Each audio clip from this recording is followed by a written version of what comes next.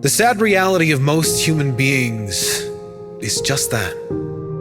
Most people do believe they are what happened to them. Most people equate self-worth with their past, with their achievements, with how other people view them. But we are none of those things. We are, as Jung puts it, who we choose to become. We are always one decision away from a completely different life. What happens to us is never a choice, but how we choose to feel about what happens is always our choice. How we choose to respond to life circumstances is a choice. Who we decide to be in every moment, including adversities, will determine the quality of our life. Leave your past behind and decide today, now, who you will be from this moment forward.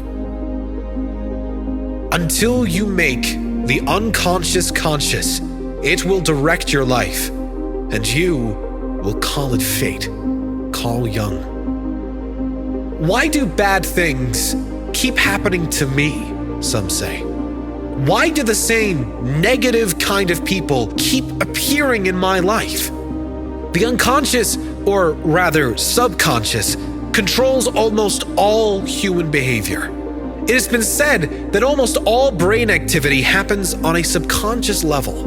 The problem is, most people do not understand this basic principle, and therefore are running their life on autopilot, repeating the same reactions and responses, and often repeating the same problems over and over again in a figure-8 loop. Einstein said the definition of insanity is doing the same thing over and over again and expecting a different result. Until you change the reactions, responses, and actions you've conditioned into yourself unconsciously, you won't see different outcomes in your life. Until you learn why you are acting in a certain way, you'll never be able to act better. Until we learn why we feel a certain way on a consistent basis, we will not be able to consistently feel better in any way.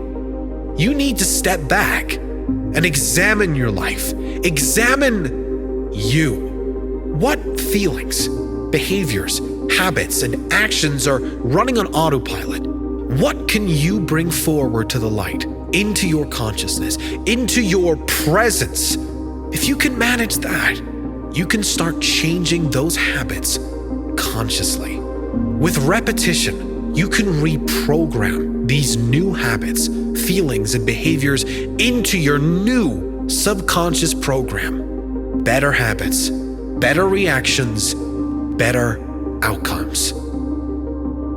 As far as we can discern, the sole purpose of human existence is to kindle a light in the darkness of mere being.